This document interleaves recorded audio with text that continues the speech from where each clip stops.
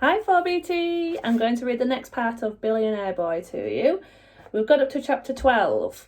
I think I'm going to read 2 chapters to you today, if I can read for so long without losing my voice. And the next 2 chapters are all about girls. And if you are reading along with me, if you've got a copy of the book, you will notice that sometimes I change some of the words or I miss some words out. And that's just because I think it sounds better and it gives it a better flow. No disrespect to David Walliams, but some of the words that he uses, I don't want to use with you guys. Right, some unfamiliar new words for you though in this chapter. We've got candelabra. That's one of those fancy stands where you put candles in. It can hold more than one and they look really ornate. Ditto. That's actually a word I use quite a lot. It just means same. And then suave. If you are suave, it's another way of saying almost like you're very confident, you're quite charming. It's normally used to describe men. Okay, shall we get started then? Chapter 12. Page 3, stunner. And the witch still made me do litter duty, said Joe. He was sitting with his dad at one end of the highly polished 1,000-seater dining room table, waiting for his dinner. Impossibly large diamond candelabras hung overhead, and paintings that weren't very nice but cost millions of pounds adorned the walls. Even after I dropped your homework off in the chopper, said Mr. Spud angrily. Yeah, it was so unfair, replied Joe. I did not invent a double-sided, moist, dry toilet tissue for my son to be put on litter duty. I know, said Dad. That Miss Spite is horrible. I'm going to fly to the school tomorrow and give that teacher of yours a piece of my mind. Oh, please don't, Dad. It was embarrassing enough that you turned up today. Oh, sorry, son, said Mr. Spud. He looked a little hurt, which made Joe feel guilty. I was just trying to help. Joe sighed. Don't do it again. It's so awful everyone knowing I'm the son of a bum-fresh man. Well, I can't help that, boy. That's how I made all this money. That's why we're living in this big house. Yeah, I guess, said Joe. Just don't come turning up in your bum air helicopter or anything, yeah? Okay, said Mr. Spud. So, how's that friend of yours working out? Oh, Bob, well, he's not really my friend anymore, replied Joe. He hung his head a little. Oh, why is that? Asked Mr. Spud. I thought you and him were getting on really well. Well, I paid off these bullies to help him, said Joe. They were making his life a misery, so I gave them some cash to leave him alone. Yeah, so? Well, he found out, and then, get this, he got all upset. He called me a spoilt brat. Why? Well, how do I know? He said he'd rather get bullied than have me help him. Mr. Spud shook his head in disbelief. Bob sounds a bit of a fool to me. The thing is, when you've got money like we do, you meet a lot of ungrateful people. I reckon you're better off without this Bob character. It sounds like he doesn't understand the importance of money. If he wants to be miserable, let him. Yeah, agreed Joe. You'll make another friend at school, son, said Mr. Spud. You're rich. People like that. The sensible ones, anyway. Not like this idiot Bob. Not so sure, said Joe. Not now everyone knows who I am. Oh, you will, Joe. Trust me, said Mr. Spud with a smile. The immaculately attired butler entered the dining room through the vast oak-panelled double doors. He did a little theatrical cough to get his master's attention. Miss Sophia Stone, gentlemen. Mr. Spud swiftly put on his ginger toupee as page 3 stunner Sapphire clip-clopped into the room in her impossibly high heels. Sorry I'm late. I was just at the tanning salon, she announced. Well, this was evident. Sapphire had fake tan smeared over every inch of her skin. She was now orange as an orange, if not orangier. Think of the orangiest person you've ever met, then times their orangeness by 10.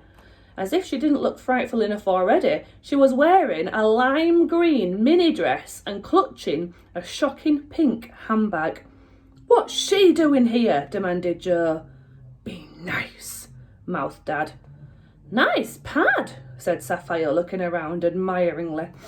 at the paintings and chandeliers.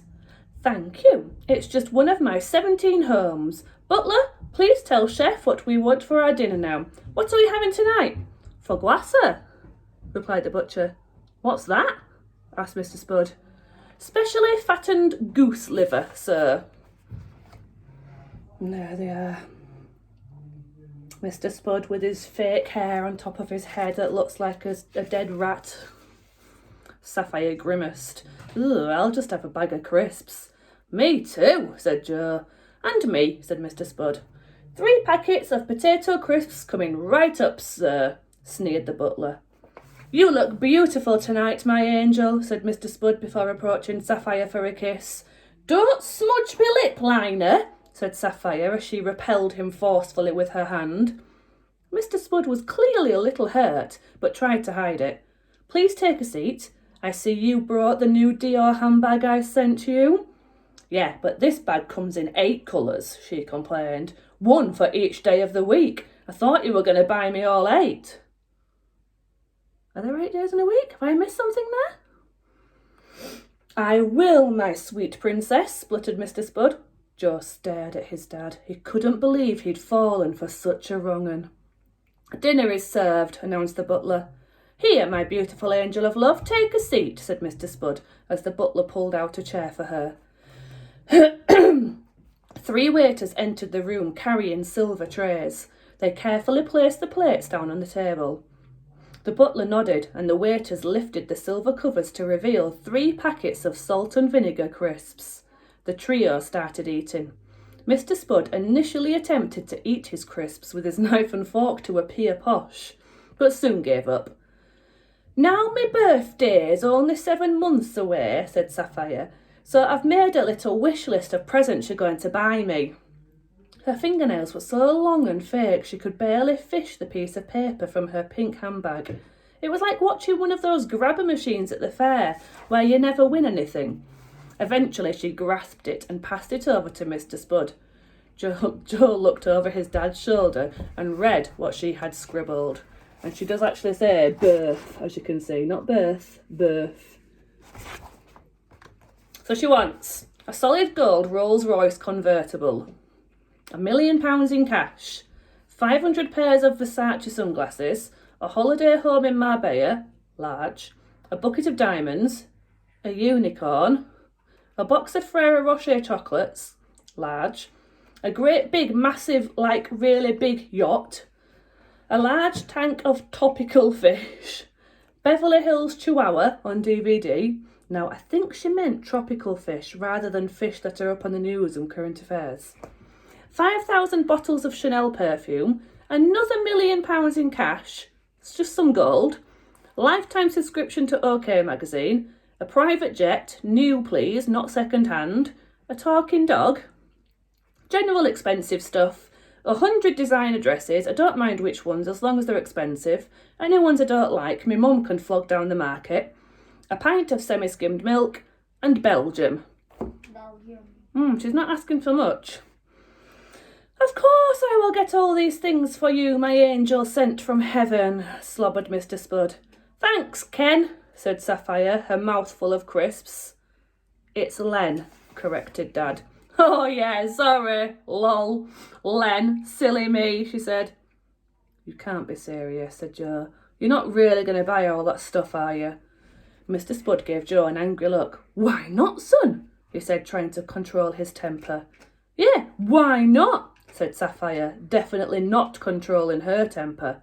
Joe hesitated for a moment. Well, it's plain to see you're only with my dad for the money. Don't talk to your mother like that, shouted Mr. Spud.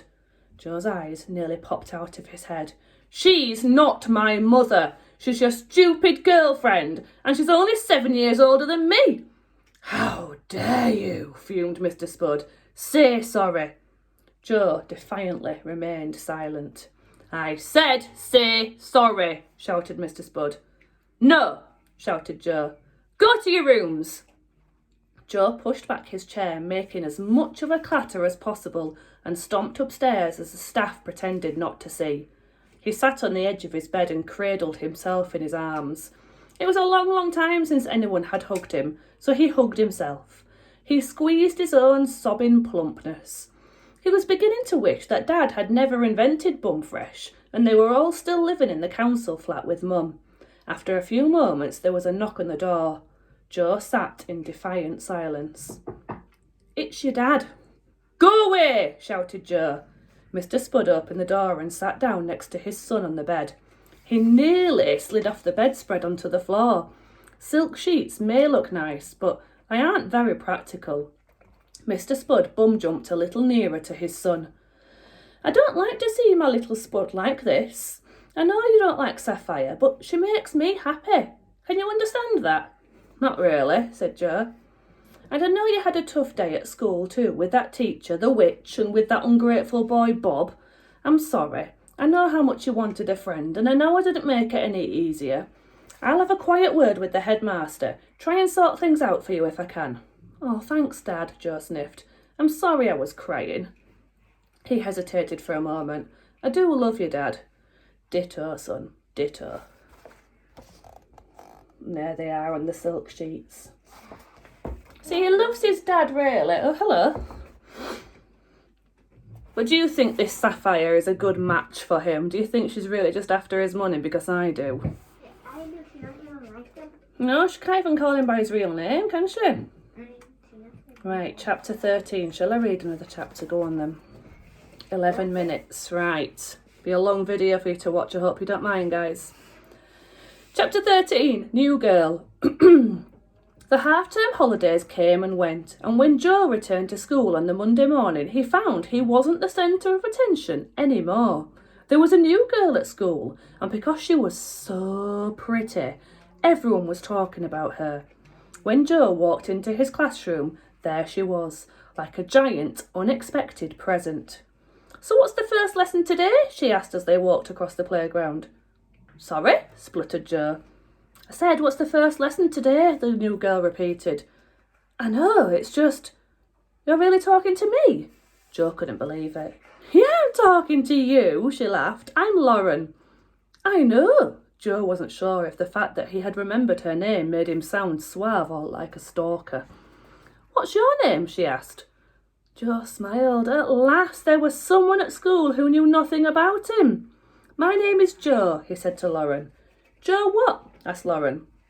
Joe didn't want her to know that he was the Bumfresh billionaire. Joe Potato." "Joe Potato?" she asked, more than a little surprised. "Yeah," stammered Joe. In the moment, he had been too overwhelmed by her beauty to be able to come up with a better alternative to Spud. "It's an unusual name, Potato," said Lauren.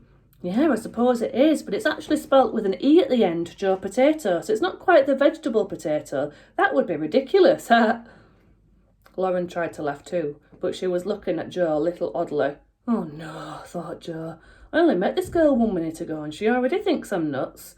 He quickly tried to change the subject. "We've got maths next with Mr. Crunch," he said. "Okay. And then we've got history with Miss Spite." "Oh, I hate history, it's so boring." "Oh, you'll hate it even more with Miss Spite. She's a good teacher, I suppose, but all us kids hate her. We call her the witch." "Oh, that's so funny," said Lauren, giggling. Joe felt 10 feet tall. Bob bobbed into view. Hi, Joe." "Oh, hi, Bob," Joe replied. The two former friends hadn't seen each other over the half-term. Joe had spent his days alone racing around and around his racetrack in his new Formula One car his dad had bought him, and Bob had spent most of the week in a bin. Wherever Bob was, the grubs seemed to find him, lift him up by his ankles and deposit him in the nearest skip. Well, that was what Bob had said he wanted. Joe had missed Bob, but this wasn't good timing. Right now he was talking to the prettiest girl in the school, maybe even the prettiest girl in the whole of the local area. "I know we haven't seen each other in a while, but, well, I've been thinking about what we said when you were doing your litter duty," stammered Bob. "Yeah?" Bob seemed a little taken aback by Joe's impatient tone, but pressed on. "Well, I'm sorry we fell out, and I would like us to be friends again. You could move your desk back to that..." "Do you mind if we talk later, Bob?" said Joe. "I'm quite busy right now." began Bob, a wounded expression on his face. Joe ignored it. I'll see you around, he said. Bob marched off. Who was that? A friend of yours? Inquired Lauren. No, he's not my friend, replied Joe. Bob's his name, but he's so fat everyone calls him Blob. Lauren laughed again. Joe felt a tiny bit sick, but he was so pleased to be making the pretty new girl laugh that he pushed the feeling all the way down inside him. For the duration of the maths lesson, Lauren kept on looking over at Joe. It put him right off his algebra.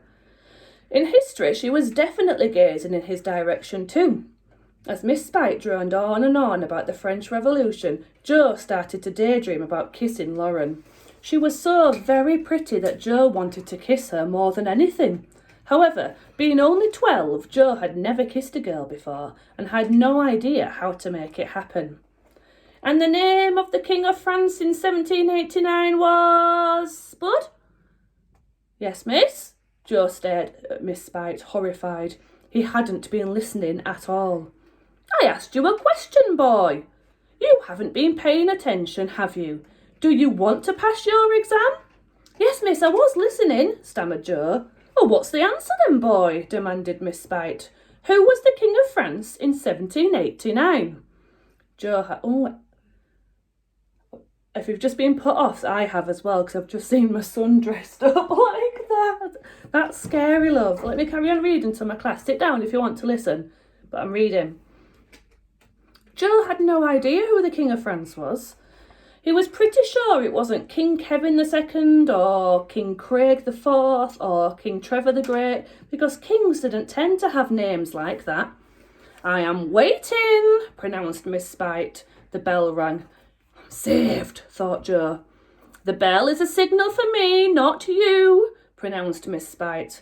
Of course she was going to say that. She lived to say that. It would probably be written on her tombstone. Lauren was sitting behind where Miss Spite was standing, and she suddenly waved at Joe to get his attention. He was confused for a moment, then realised she was trying to help him by miming the answer. First she acted out someone going to the bathroom. King Toilet there, offered Joe. The class all burst out laughing. Lauren shook her head. Joe had another try. King Lavatory. They laughed again. King Bog. Is it King Louis? They laughed even harder this time. King Lou. King Louis the... Yes, boy? Miss Spite continued her interrogation. Behind her, Lauren mimed numbers with her fingers. King Louis the 5th, the 10th, the 15th, 16th... King Louis the 16th, declared Joe. Lauren mimed a little clap. That's right, Spud, said a suspicious Miss Spite before turning to the board and writing on it King Louis the 16th. Stepping out into the spring sunshine, Joe turned to Lauren. You totally saved my butt in there. That's okay. I like you, she smiled. Really? Asked Joe. Yes. Well then, I wonder if... Joe stumbled over his words. If, well what? If you, you probably wouldn't. In fact, you definitely wouldn't. Why would you? You're so pretty, and I'm just a big lump, but... The words were spiralling out of his mouth in all directions now, and Joe was beginning to blush fiercely with embarrassment. Well, if you wanted to... Lauren took over the speaking for a bit. If I wanted to go for a walk in the park after school and maybe grab an iced lolly, yes, I would love to. Really? Joe was incredulous. Yes, really. With me? Yes, with you, Joe Potato. Joe was 100 times happier than he could ever remember. It didn't even matter that Lauren thought his last name was Potato.